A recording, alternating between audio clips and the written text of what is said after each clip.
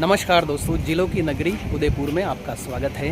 मैं हूं राकेश। आज मैं आपको घुमाने वाला हूं राजस्थान के प्रसिद्ध शहर उदयपुर के बेहद खूबसूरत सिटी पैलेस में। सिटी पैलेस भारत का दूसरा सबसे बड़ा पैलेस है मैसूर पैलेस के बाद। यह लोकप्रिय पर्यटन स्थल अपने इतिहास, संस्कृति, सुंदर स्थानों और राजपूत युग के महलों के लिए जाना जाता है। उदयपुर भारत के अन्य शहरों से हवाई, रेल और सड़क मार्ग से अच्छी तरह से जुड़ा हुआ है। उदयपुर में निकटतम एयरपोर्ट को महाराणा प्रताप हवाई अड्डा कहा जाता है, जो शहर के केंद्र से लगभग 20 किलोमीटर की दूरी पे स्थित है। तो दोस्तों, अब बात करते हैं उदयपुर में कहाँ ठहरे। तो उदयपुर में ठहरने के लिए आपको गुलाब बाग के पास बहुत सारी होटलें मिल जाएगी। इसके अलावा उदयपुर में बहुत सारे रिसोर्ट भी अवेलेबल है। गुलाब बाग के पास रुकने का आपको ये बेनिफिट होगा कि उदयपुर में जितने भी टूरिस्ट प्लेस है वो गुलाब बाग के नजदीक में ही है। अभी मैं गुलाब बाग के पास पैलेस व्यू होटल में रुका हुआ हूँ। तो चलिए होटल को अंदर से भी देख लेते हैं। और यहाँ पर मुझे डबल बेड AC रूम 1500 रुपए में मिला है और सीजन के हिसाब से यहाँ के रेट चेंज होते रहते हैं। और ये 4 मंजिला होटल है और इसमें टॉप में रेस्टोरेंट बनी हुई है, जहाँ पे आप ब्रेकफास्ट, लंच और डिनर कर सकते हैं। तो चलिए दोस्तों, रूम को अंदर से भी देख लेते हैं। और यहाँ पर आप देख रहे हैं कि बहुत ही खूबसूरत बेड है, डबल बेड, AC है, टीवी भी है, 2 चेयर है और स्टूल भी है। वहाँ पे आप बैठ के आराम से कुछ भी कोल्ड ड्रिंक्स या पी सकते हैं। और इसमें टॉयलेट बाथरूम अटैच है और आप देख रहे हैं कि एकदम neat and clean toilet bathroom है और टॉयलेट के अंदर गीजर भी लगा हुआ है गर्म पानी के लिए। शॉर्ट में रूम बहुत ही अच्छा है और ये हमें 1500 रुपए में मिला है। बस एक चीज का खास ध्यान रखना, सीजन के हिसाब से यहाँ पे रेट चेंज होते रहते हैं। होटल का एड्रेस और फोन नंबर आपको स्क्रीन पर दिख रहा होगा और डिस्क्रिप्शन बॉक्स में भी मैंने दे दिया है। चलिए दोस्तों, अब चलते हैं सिटी पैलेस की ओर। सिटी पैलेस की एंट्री टिकट पर पर्सन 330 रुपए है और गाड़ी के पार्किंग का चार्ज यहाँ पे 350 रुपया है, जो एंट्री टिकट से भी ज्यादा है। तो दोस्तों, यदि आपको पार्किंग का 350 रुपया नहीं देना है और आप सिटी पैलेस के पास में ही रुके हैं, तो आप ऑटो से भी यहाँ तक पहुँच सकते हैं। तो दोस्तों, मुझे पार्किंग का चार्ज बहुत ही ज्यादा लगा। आपकी इसमें क्या राय है वो कमेंट करके जरूर बताना। अगर आप उदयपुर जाने के बारे में विचार कर रहे हैं तो बता दें कि यहाँ घूमने के लिए सबसे अच्छा समय अक्टूबर से मार्च होता है। सर्दियों का मौसम इस शहर की यात्रा करना एक अनुकूल समय है। रेगिस्तान क्षेत्र होने की वजह से राजस्थान गर्मियों में बेहद ही गर्म हो जाता है, जिसकी वजह से इस मौसम में यात्रा करने से बचना चाहिए। तो देखिए दोस्तों, यहाँ पे पार्किंग बना हुआ है, तो यहाँ पे गाड़ी पार्क करके आपको यहाँ से पैदल जाना है महल तक। पार्किंग के पीछे की साइड में पिछोला झील में आप बोटिंग भी कर सकते हैं। उदयपुर को जिलों की नगरी के रूप में भी जाना जाता है। तो दोस्तों, पिछोला लेक का नजारा आप देख सकते हैं। इसमें बोटिंग भी कर सकते हैं और बीच में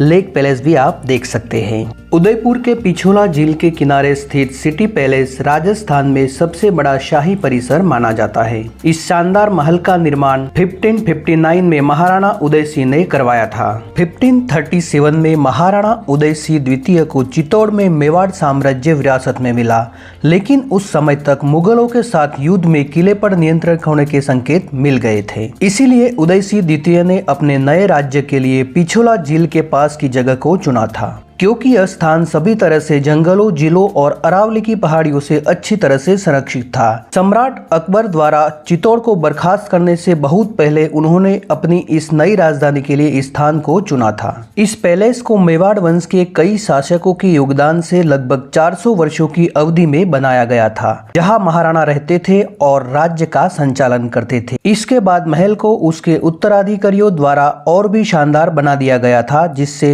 इनमें कई संरचनाएं जोड़ी थी। तो दोस्तों, सबसे पहले अभी हम म्यूजियम देखने जा रहे हैं। पैलेस में अब महल, आंगन, मंडप, गलियारे, छतें, कमरे और उद्यान है। यहाँ एक म्यूजियम भी है जो राजपूत कला और संस्कृति के कुछ बेहतरीन तत्वों को प्रदर्शित करता है, जिसमें रंगीत चित्रों से लेकर राजस्थानी महलों में पाए जाने वाले विशिष्ट स्थापत्य शामिल है। पैलेस को राजस्थानी राजपूत वास्तुकला के मिश्रण से एक पहाड़ी के ऊपर बनाया गया था, जिससे शहर और इसके आसपास का मनोरम दृश्य दिखाई देता है। पिछोला झील के दृश्य के साथ लेक पैलेस, जग मंदिर, जगदीश मंदिर, मानसून पैलेस और नीमच माता मंदिर जैसे कई ऐतिहासिक स्मारक महल परिसर के आसपास स्थित है। तो आप मेरे पीछे जो देख रहे हैं वो एंट्रेंस है, यहाँ से म्यूजियम के अंदर एंटर होना है। तो चलिए दोस्तों, अंदर चलते हैं और अंदर जाके देखते हैं। तो चलिए दोस्तों, महल को देखते हुए इसके इतिहास के बारे में जानते हैं। 1572 में उदय सिंह की मृत्यु के बाद उनके पुत्र महाराणा प्रताप ने उदयपुर में सत्ता की बागडोर संभाली। महाराणा प्रताप का जन्म उदयपुर से 80 किलोमीटर दूर कुंभलगढ़ में हुआ था, जिसका वीडियो मैंने ऑलरेडी अपलोड कर चुका हूँ और जिसका लिंक मैंने डिस्क्रिप्शन बॉक्स में दे दिया है और प्लेलिस्ट में जाके भी आप देख सकते हैं। बाद में हल्दी घाटी की प्रसिद्ध लड़ाई में 1576 में मुगल सम्राट अकबर के खिलाफ गतिरोध पर समाप्त हुई।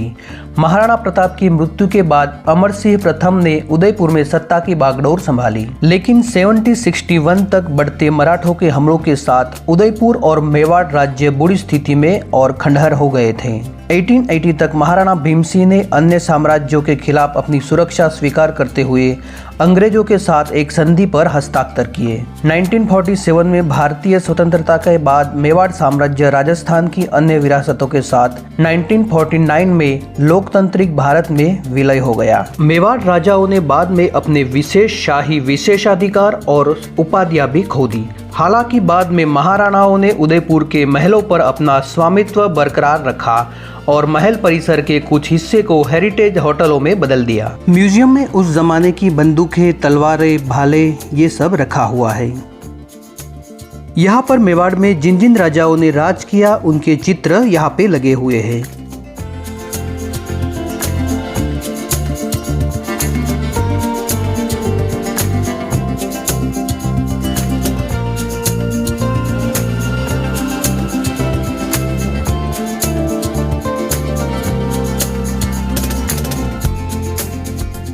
अभी हम महाराणा प्रताप कक्ष के अंदर एंटर हो रहे हैं।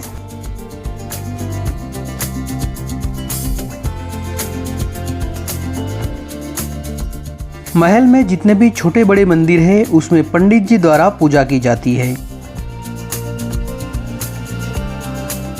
यहाँ पर खिड़कियों में कलरफुल कांच लगे हुए हैं। यहाँ की जो रानियां थी वो इसी कांच से बाहर का नज़ारा देखा करती थी और इस कांच में बाहर से अंदर कुछ नहीं दिखता है। और यहाँ पे हल्दी घाटी में जिस जगह पे युद्ध हुआ था वहाँ की मिट्टी यहाँ पे रखी हुई है।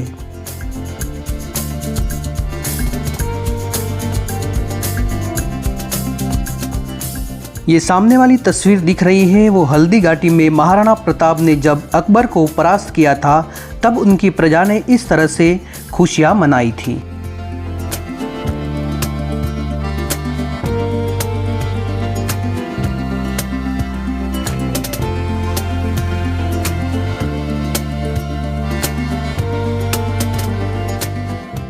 ये जो कुंड दिख रहा है उसे लक्खू कुंड कहा जाता है। उस जमाने में जब भी कोई नए महाराजा बनते थे तो उनके तिलक के बाद कुंड में 1 लाख चांदी के सिक्के भर दिए जाते थे। इनमें से 25,000 सिक्के चौक में आम जनता के ऊपर उछाले जाते थे और बाकी के जो 75,000 सिक्के थे उन्हें दान पुण्य में इस्तेमाल किए जाते थे। इस लक्खू कुंड को आखिरी बार 1930 में इस्तेमाल में लिया गया था और यहाँ पर पत्थर से बारीकाई से कार्विंग किया हुआ है।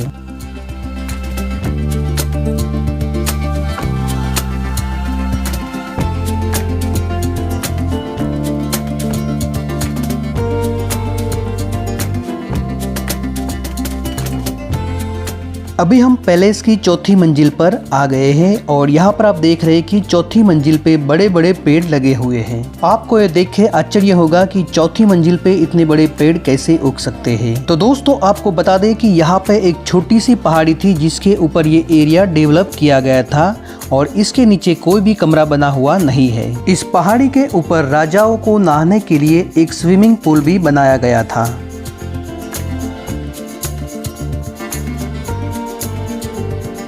तो सामने कबूतर के कुछ पिंजरे दिख रहे हैं। तो उस जमाने में पोस्टमैन का जो काम था वो कबूतर किया करते थे और ये सारे पिंजरे उसी वक्त के हैं और ये पीतल के बने हुए हैं। उस जमाने में यहाँ पर एक प्रसिद्ध लेखक थे कविराज श्यामल दास, जिन्होंने इसी महल में बैठकर मेवाड़ का संपूर्ण इतिहास लिखा था।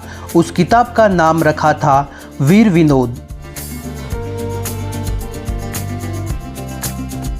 अभी हम आ गए हैं नीचे दीवाने खास में। यहाँ पर त्योहारों पर नाच गानों का प्रोग्राम हुआ करता था और यहाँ से राजा प्रोग्राम को देखा करते थे। जो आपको खिड़कियाँ नजर आ रही है वहाँ से रानियाँ खड़ी होकर प्रोग्राम को देखा करती थी। अभी हम जिस जगह पे खड़े हैं उसे मोर चौक कहा जाता है। इस जगह का निर्माण कार्य महाराजा करण सिंह जी ने 17वीं शताब्दी में करवाया था।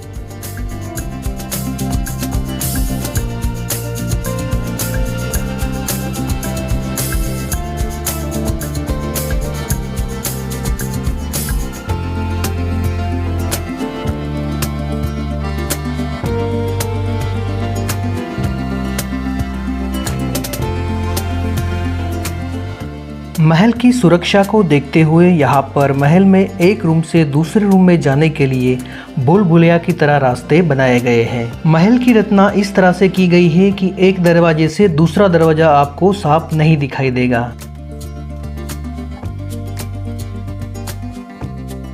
अभी हम अमर महल के अंदर एंटर हो रहे हैं, जिसकी स्थापना महाराणा अमर सिंह प्रथम ने की थी।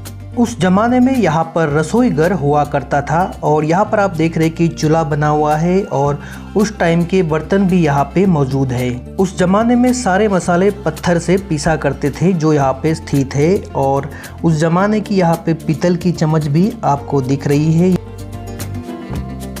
और ये मटका है। और इसके अलावा यहाँ पे रसोई के बहुत सारे जो साधन थे वो यहाँ पे अवेलेबल है और यहाँ पे ये सारी चीज़ें यहाँ पे उपलब्ध है। यहाँ पर उस जमाने के तांबे के बर्तन भी दिख रहे हैं। और अभी हम एंटर हो रहे हैं जनाना महल में। महल में जब भी कोई रानी विधवा होती थी तब उनको जनाना महल शिफ्ट कर दिया जाता था और यहाँ पर पुरुषों का आना पूरी तरह से वर्जित हुआ करता था। और ये जो कमरा आप देख रहे हैं वो विधवा रानी का बेडरूम हुआ करता था। दिखने में बिल्कुल ही साधारण लग रहा है। यहाँ पे कमरे को कुछ ज्यादा सजाया हुआ नहीं है। विधवा रानियां सादगी भरा जीवन जिया करती थी।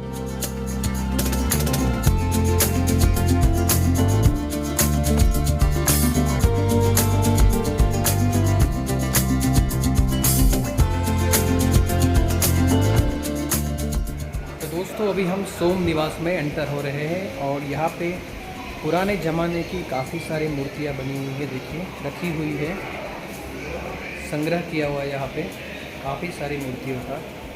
ये देखिए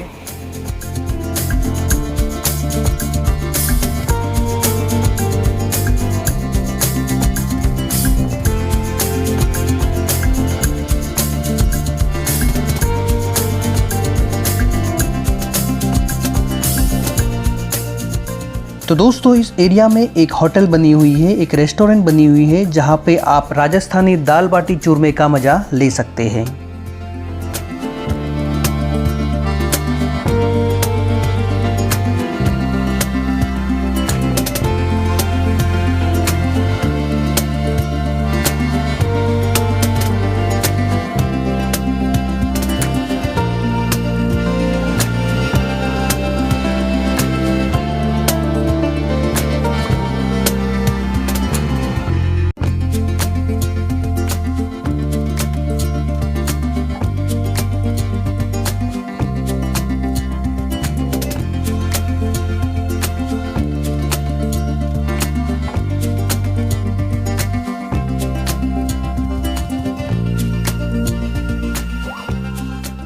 तो ऐसे ही हिस्ट्रिकल वीडियो देखने के लिए जुड़ जाइए मेरे साथ और सब्सक्राइब कीजिए आपकी अपनी चैनल गुज्जू इन वर्ल्ड को।